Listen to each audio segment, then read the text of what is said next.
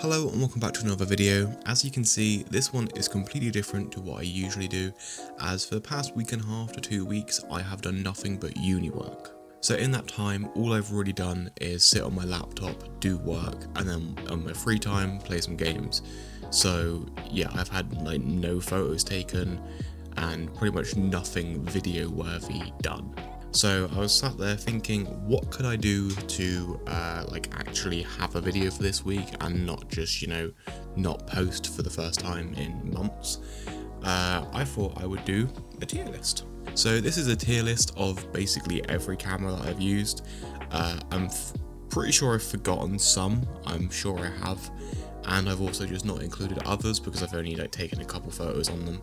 But most cameras in this tier list, I've taken at least half a roll to a full roll, or at least a decent amount of photos or video with these cameras. And I'm actually missing a few different video cameras, but this is a photography one, so yeah. Anyway, we will just get right into it, and we are starting off with the Fujifilm X-T4.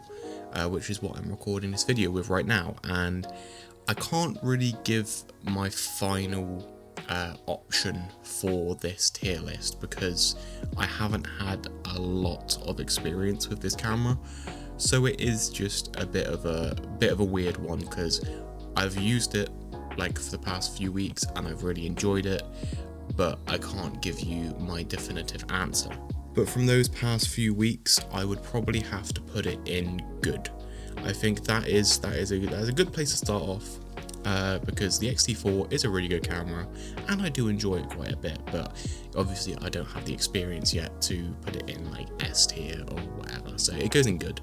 And after the X-T4 is the Fujifilm X100V, which I love this camera. I really wish I owned one, and I loved it so much for the brief period of time that I was using it, and because of that I think it deserves to go in S tier because it's just such a fun camera. It's really unique, it's really fun to use, it's just so different from most other cameras that I've used. I think the only other camera that I've used that is like this is my X Pro 3. But yeah, the X100V definitely goes in S tier.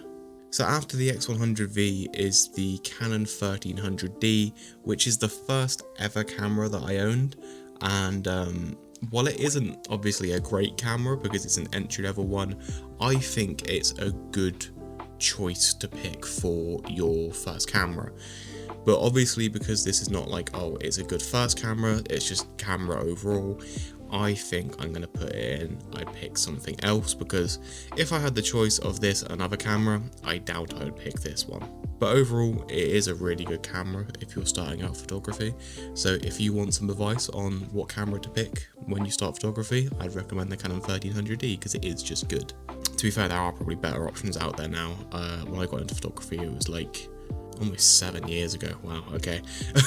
Yeah, when I almost got, yeah, that's wow. Okay, that makes me feel a bit old. There's probably a lot better options out there now compared to this 1300D, but I'm guessing it's really, really cheap now. And after the 1300D is my second camera ever, which is the Canon 80D. And at the time, it was a very good photo and video camera, and it's still got some decent specs, although it's going to be nothing compared to the cameras nowadays. And yeah, I think the camera, because it's a good camera, and I actually ended up using it for a few videos until I ended up getting my my Sony. I was still using it for some videos until I got my Sony. I think it has to go in mid because it's a good camera. I'd pick it over the 1300D, and I'd pick it over a few other cameras when it comes to video, so yeah, it definitely goes in mid. After that camera is the Canon EOS R, or what I'm going to do is the Canon EOS R and then all different versions of the EOS R, because I don't actually have loads of experience with the EOS R, but I have experience with the EOS R, the EOS R6, the EOS R5. I've used the EOS R3 once. I think it's the R3, I don't know. But yeah, I've used a bunch of different EOS R model cameras, and but I haven't used one specifically a lot. So I'm going to just class this as all EOS R models, and I think because it is just a good camera system, I can't really say much that's bad about it. I think it deserves to go in good. I'm going to put it below the X-T4 though, because the cameras do feel a bit soulless, and while yes, they may be technically better, they just don't feel as good as Fujifilm cameras. Also, I'm pretty sure the X-T4 actually has a lot better video specs than the EOS R specifically, and maybe some of the other EOS R models. I don't think it has anywhere near as high specs as the EOS R3, I think that's like the big one. After the EOS R, we have the GFX 100S, and I've only used this camera a few times. I've used it for just like testing it out, and I've used it for a fashion shoot. I've also used it for a commercial fashion shoot, and I think it's a really good camera. It's just a basic like medium format camera, but it's like on the higher end of one of those because it has like better autofocus and it's faster, and you know, the files are absolutely massive. But that is one downside, is the files are massive. But overall, it's good. I think it goes above the EOS R. I'm going to keep it below the X-T4 because the X-T4 is more useful for me. So yeah. After that, we have the Olympus Mu, which, if you know me, then you know I absolutely love the Olympus Mu. In fact, it's right here. And really good camera, very, very small, as you can see, brilliant point and shoot, great lens, quite durable, and I'm not sure how much money they are now, but when I bought this, it was a reasonable price for a point and shoot that is as good as this. Obviously, you can get like a better value for money point and shoot, and yeah, but I just really liked the look of this. Sadly though, after owning it for almost 4 years and using it a lot and having it, you know, being beaten up with lots and lots of scratches all over it, it has started to break. So sometimes when you open it, it doesn't turn on, and a lot of the time when you try and close it, it doesn't close. So oh, it done it. That hasn't been doing it like. Okay, well, maybe my camera's fixed now, but no, it would definitely go back to being broken. But yeah, so sadly that's broken. But anyway, I digress. The Olympus Mu, I think, is a really good camera, so I am gonna have to put it in S tier because I absolutely love the Olympus Mu. I've taken many photos that I wouldn't have been able to get without that camera. It's come with me on many nights out in uni, and yeah, it's just been an overall really good point and shoot. After the Olympus Mu is my favourite camera ever, so it's immediately going on top of S tier. It is the Fujifilm GFX 50S, and I don't really need to speak much about this because basically my channel is being held up by that camera at this moment in time. It's just absolutely amazing. Literally the best camera I have ever used. So versatile for so many things. Well, for my things that I need to do. Obviously, it's a shit video camera, and the autofocus isn't like amazing on it, but for what I need to do, it's so versatile. I can adapt loads of different lenses, I can just create really unique looking images, I can get the exact look of an image that I want to create using this camera and the Miticon. So yeah, it's overall just really, really good. And if you want to see more videos about that camera, be sure to just have a look on my channel because they will be everywhere. After the Fujifilm GFX 50S is another Fujifilm camera, which is the Fujifilm Instax SQ10, which is a instant film camera that I own. I made a zine. I've never actually spoken about it on the channel because I was originally going to make a whole video like over the whole summer last year of me creating the zine, but I just never really ended up doing it. I tried to edit it and I just wasn't really happy with how it was, so I never ended up releasing it. But basically I made a whole zine on this camera, and it's like an instant film zine. But yeah, the reason I've done it on this camera is because you can take images digitally and then print them out afterwards, so it helps you save a lot of money on film rather than take an image, it comes out bad and you're like, oh well, now I've just wasted, you know, however much money on this singular photo that I'm not going to use. And that's where this camera just comes in and just, you know, it makes everything amazing, because it is just like, you know, use this camera, take photos. Even if you want to print them later, you can. If you want to print them in the moment, you can. It's just a great camera, but it's kind of expensive. It's gone up in price since I bought it, and it's also kind of takes away the magic of instant film because you are taking digital images. It still does look like Instax, like instant film, but it just has the magic taken away a bit. So I'm gonna put it in mid. And up next after the Instax SQ10 is the Fujifilm TX2. If you don't know this camera, it is basically the Hasselblad X-Pan, which is a 35mm panoramic camera. And I can't lie, panoramic images aren't really for me. I'm not the biggest fan of them. I quite like the 4:3 aspect ratio of the GFX. I love that like aspect ratio and like 4:5 and stuff. That is what I like. I don't like panoramic images. And yes, just for me, it's not for me. It's a cool camera, but it's definitely going in. I'd pick something else. The next camera after the TX2 is the Canon EOS 30, which is another film camera that I own. It's basically just a digital camera that shoots film. It's really advanced, and it was on the in-between where digital cameras were coming in and film was going out. So it's like an in-between of those, and while it is a really good camera and it has amazing specs, I find it so boring. So I think it's gonna go in the first F. And right after that shocker of a camera, we have the Mamiya 7, which is immediately going into S tier. It's an amazing camera. I really wish I never sold mine, but I had to due to financial situations in the first year of uni. But it's such a good camera, so unique, medium format rangefinder, weighs barely anything.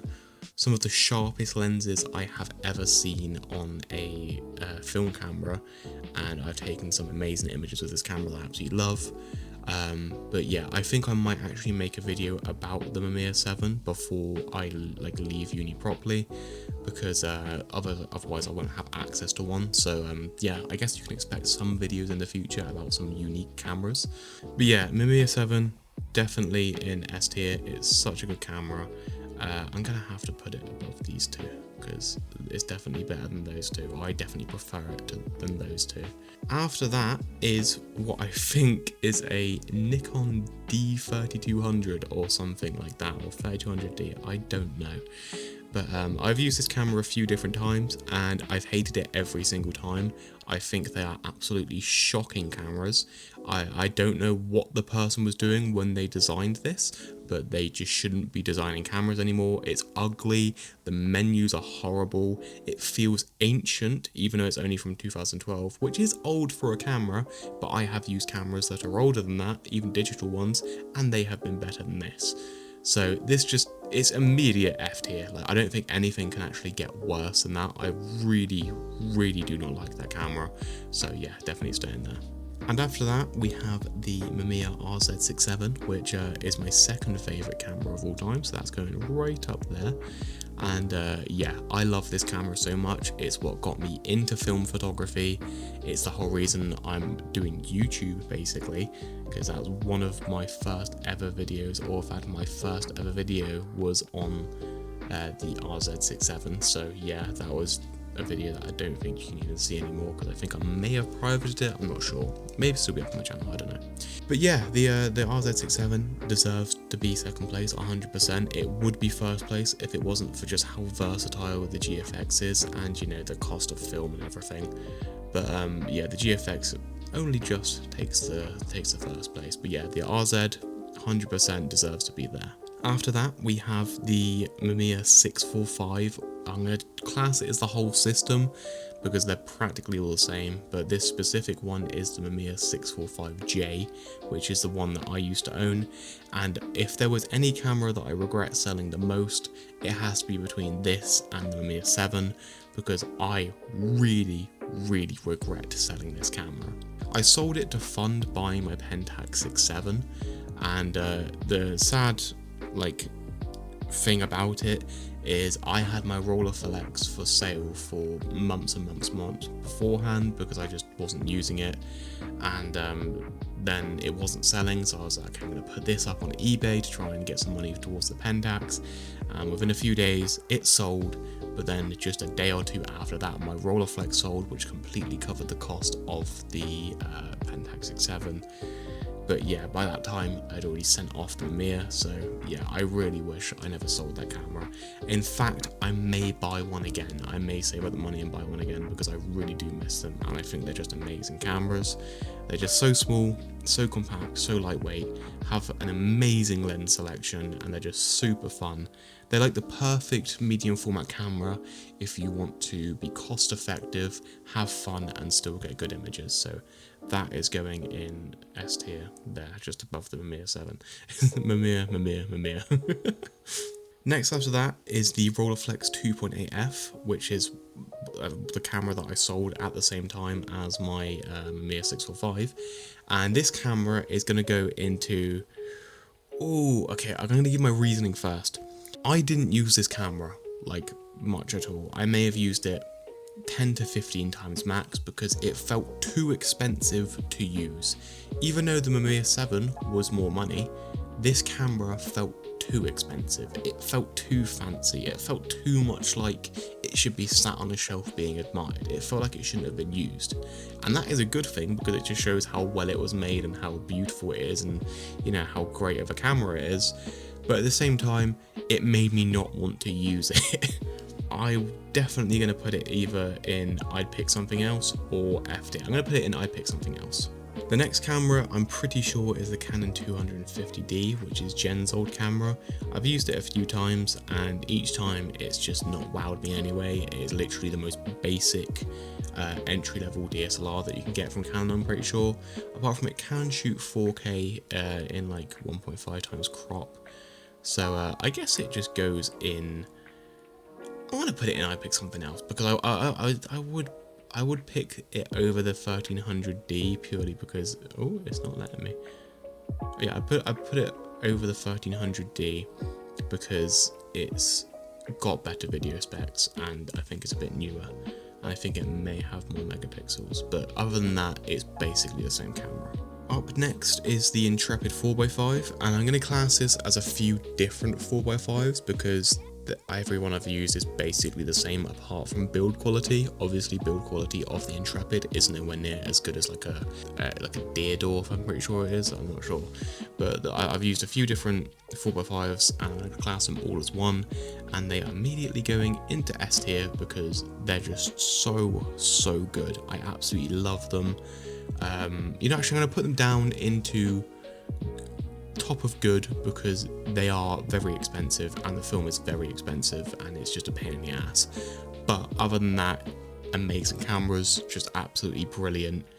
Yeah, very good. After that, we have another group of cameras. I'm going to class this one as like the Canon A series. You know, had like the A1, AE1 program, you know, all those ones. I'm going to class as the Canon AE1 because I haven't used either one of them a lot, but I've used them all for a short amount of time. And like when I say short amount of time, I mean maybe like 10 photos each. So they're basically just the most basic SLR ever. Obviously they're good cameras, but they are just SLRs, and for that reason they're going in mid because there's nothing special about them, but they're not bad either. They're just good, but they're not good enough to being good. This list is fucked. After that, we have the Pentax 6.7, or specifically the Pentax 6x7, and once again, this is a camera that I sort of regret selling, and that sounds weird for me to say, but I realised how good of a camera this was once I got rid of it, and more specifically, I realised how good the lens was because it's just an amazing lens. But yeah, I find the body of the camera and the whole operation a bit boring. It's just too much like an SLR because it is just an oversized SLR, and I like my medium format cameras to feel a bit special, whereas this one just felt like, you know, it felt like any other SLR. I felt like a Canon AE1, but big. But the images that it creates, amazing. The lens that it has, amazing.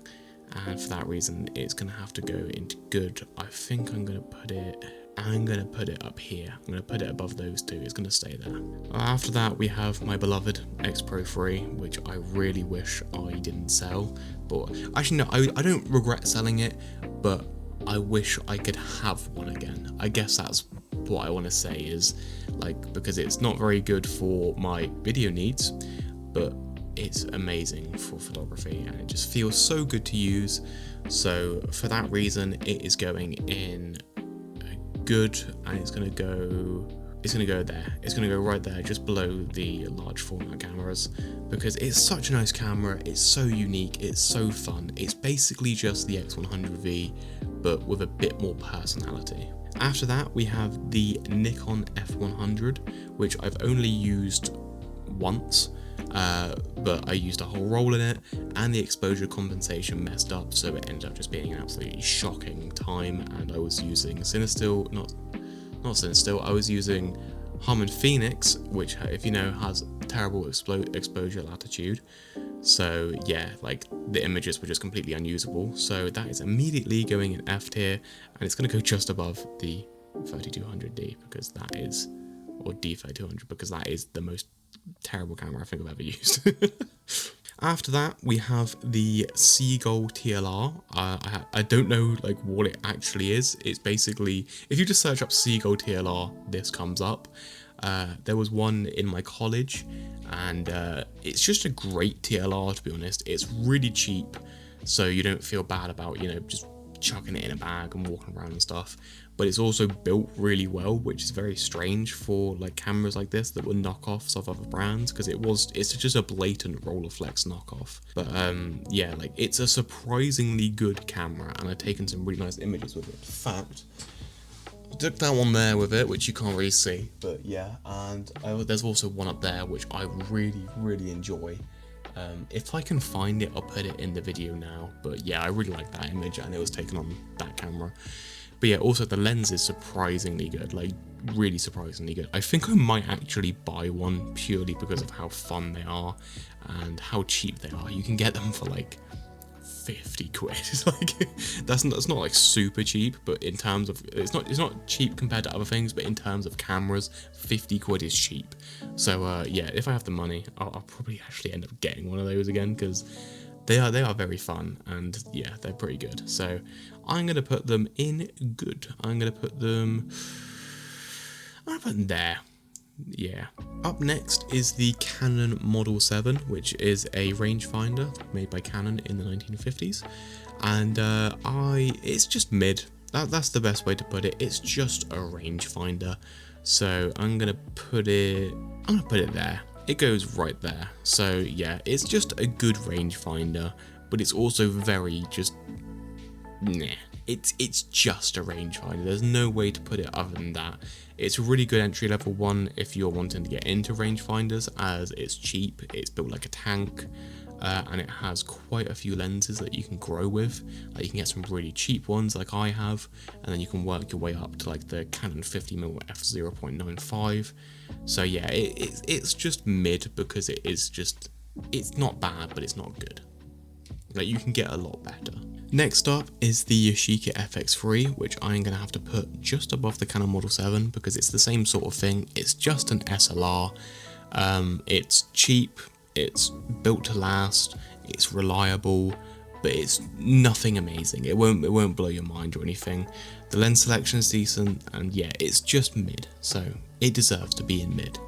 Right after that, we have the Rolleiflex 3.5F, which basically the same as the 2.8F, just feels too expensive to use. I never actually owned one, but I've used one a few times, and it's the exact same as Rolleiflex. Like I'd much prefer to use the Seagull TLR over the Rolleiflex. So yeah, like hate on me for all you want, but I think the Seagull TLR is a much more usable camera because of how cheap it is, and you don't mind if it goes wrong. Now we're down to the last two cameras, and we have the Mamiya RB67, which I recently owned, but ended up breaking, so I had to send it back, which was quite sad. But I have been pondering recently, a cool word right there, I've been pondering and debating, and I realised that if I owned this camera for more than I could have, since it broke, I would have probably sold it, like not long afterwards. Because I just think it's a boring it's not a boring camera, the lenses are boring. The camera itself is really cool, it's just like the RZ, but the lenses are very boring. They don't open up that wide, the focal lengths are a bit weird, like there's not a 50mm equivalent, like there's close, there's the 90mm, there's 90mm which is a 45 equivalent, and there's the 127 which is like a 60 something mil equivalent. But overall, I think it deserves to go in, I think mid. I think it's just, it's mid. I'm going to put it below the Yashica because I prefer to use the Yashica over the RB67. It's just an okay camera. I think I'd definitely pick something else. But it doesn't deserve to get this like whole tier list system is so bad. Like, I'd prefer to pick these cameras over all of these, but I'd also prefer to pick these over all of these. So like, I guess everything could just go into I pick something else. But yeah, it's just a camera. Like, it's quite unique, it's quite fun. But yeah, I would have definitely sold it like quite soon afterwards if it hadn't broke. But yeah, I sort of made me realise how good the Pentax 6.7 was when I bought this camera, because I realised how boring of a lens this camera has. And while it was really fun, I had loads of fun while using it, I think it's just a bit boring. Which sounds mental because it has everything of that medium format magic that I need apart from the lens, and I guess that's the determining factor, is if you like the images or not. And the final camera is the Nikon F5, and while it is an amazing camera, like it's really high tech and it can shoot so many frames really fast, it's the same sort of situation as the Canon EOS 30. So a lot of people are going to hate me for this, but it's going in F because it is just a digital camera that shoots film. That's all it is. I think this might be the most perfect I could have made this list. I kind of like this. Let me have a little quick review and I might change some things. Alright, I've changed a couple things. I put the Canon A1 series from here up to here because I would rather use a Canon A1 than the Model 7 or the Instax. Then I also put the TX2 above all of these because it's just a cool camera. But yeah, I would prefer to use something else. Anyway, that is going to be the end of this video. Very different to what I usually do, but like I said before, I have been rushing around to get things handed in on time, and hand-in is actually in 2 days. But luckily I have an extension, and all I need to do is wait for my zine to arrive, which is my tattoo zine, and that will be the video next week because I'm going to be talking about it and flipping through it and all, and that will actually be for my hand-in as well. So yeah, but yeah, I hope you've enjoyed. Let me know if you want to see more tier list videos. I doubt you do because this is just so random, but yeah, I hope you've enjoyed. See you in the next one. Goodbye.